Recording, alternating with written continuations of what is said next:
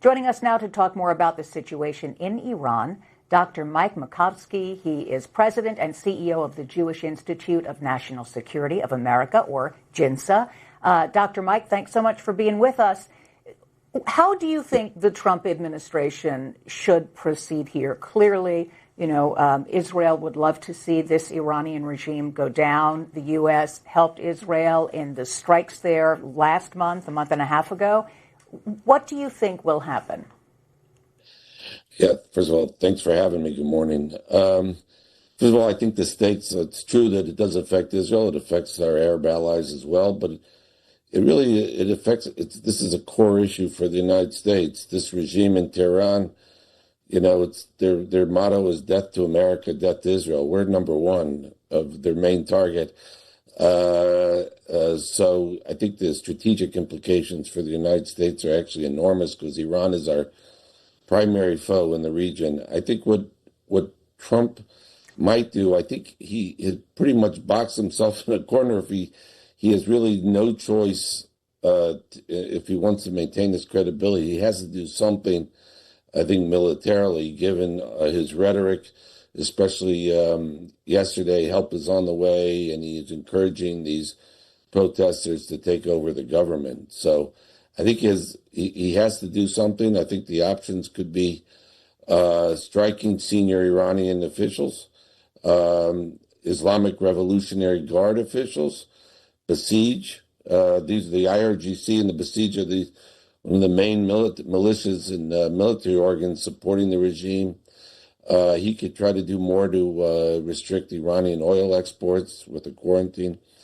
But we don't know what Trump is going to do, but I think he could also say he's going to provide weapons to the opposition. These are all options for him. I don't know what he's going to do, but I think he pretty much has to do something given his rhetoric in recent days. Do you have a sense of who the opposition is? Obviously, the protesters are opposed to the regime, but we hear from former, national security, foreign policy experts that this protest movement is leaderless, it's organizationless, and that may impede their ability to actually get what they ultimately want. Yeah, I think that's roughly right. I think there are different centers of opposition. You have ethnic groups. Obviously, in recent days, we seem to have seen the influence a bit more of the son of the last Shah of Iran. He has called. He kind of helped ratchet up things in Iran when he called for these demonstrations. I think last Thursday and Friday nights, and the people responded. Whether they really want to go back to the Shah, I don't know. But he's clearly shown that he has influence in the country. But it is an issue, the fact that there aren't any particular leaders. On the other hand, that makes it also a little more challenging for the regime because they can't just arrest or kill those senior leaders. The opposition seems enormous. I mean, the most of the country seems strongly opposed to and disgusted with this regime, given how widespread these demonstrations have been. So the lack of clear leaders has its pluses and minuses, I would say. It does seem to have organically grown. It's a brutal crackdown. Human rights organizations say thousands of people are dead. We have protesters who are being hunted down and in some cases killed by, the police in Iran. Clearly, if Iran is reacting this strongly, there's likely a sense of vulnerability. If this situation devolves, how dangerous is it to have yet another country exhibiting instability in that region? Well, there's certainly concern. There have been reports in recent days how some of our Arab allies, like the Saudis, are nervous about, collapse of the regime or the instability already in Iran because they're afraid that it could spread to them. So there's certainly some concern. We saw this, what some people call the Arab Awakening in 2011, where, instability in Egypt and the toppling of the regime there led to some instability in the other parts of the region. That said, I think with Iran, we have to not only embrace the change, we have to seek the change. I believe Iran is such an awful, vile, the regime there is so vile, has killed so many Americans, have killed so many of their own people, have led to the killing of so many Arabs and others in the region and other ethnic groups. It's just, and it's allied with all our other foes like the Russians and the Chinese and the North Koreans.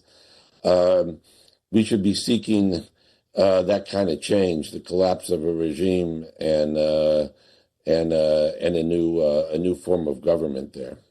All right, let's shift gears and talk about Israel and Gaza. This very, very fragile ceasefire continues. What do you make of how things have gone since that ceasefire began? Right. I think, obviously, we welcome the ceasefire. I think everybody in the region does. And it was a great success for President Trump, especially getting out all those, all the live hostages and almost all of the dead hostages that Hamas was keeping in Gaza since October 7th and even before. But I think the big question is we've kind of reached the point. Well, I think time is it's been good for Israel in the sense that it's, there hasn't been, it's reduced some of the tensions, but it hasn't been resolved yet. And the only way Gaza will be resolved, I think, in a positive way that would suit American humanitarian and strategic interests is for Hamas to be disarmed, which is part of the Trump plan. But no country has stepped up really willing to do that. So the question will be who's going to do that? And one would think eventually it's going to have to be Israel. It was easy because we're past it now for the peace deal, for hostages to be released. But for the people in Gaza, life is still torment there. There has been no change for them in that region. It's still difficult to get food. People still don't have housing. They're still being oppressed. How does this move forward so that Gazans can have some sort of normalcy in their lives? Yeah, I think, first of all, I wouldn't underestimate, the challenge. It took a long time to get that, that ceasefire and to get the release of all those hostages. I give Trump a lot of credit for that. Although I think he also built on Israeli military pressure on Hamas.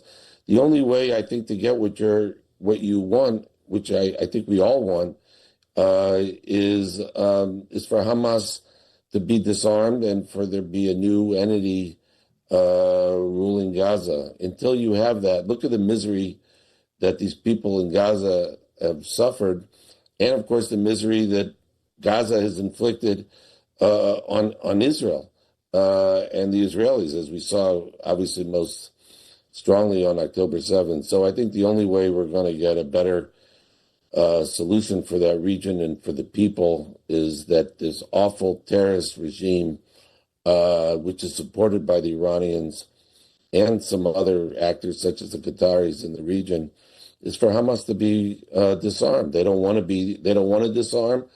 They have violated the Trump plan. And until they're disarmed, I don't think we could have a better situation. We could have what we have now, which is better than what we had before the ceasefire. But as you correctly point out, the humanitarian situation, while I think better, is not what we want. So I think you have to get rid of this. As we see in Iran, we see this in Gaza. Awful terrorist regimes really inflict a lot of pain on their people, and Hamas certainly doesn't care about their people any more than the Iranian regime does about its. All right, Dr. Mike Makovsky, CEO of JINSA, thank you so much for your time and your insight this morning. We appreciate it. Thank you very much. Have a good day. You as well. It's 7:40. Here's what's happening.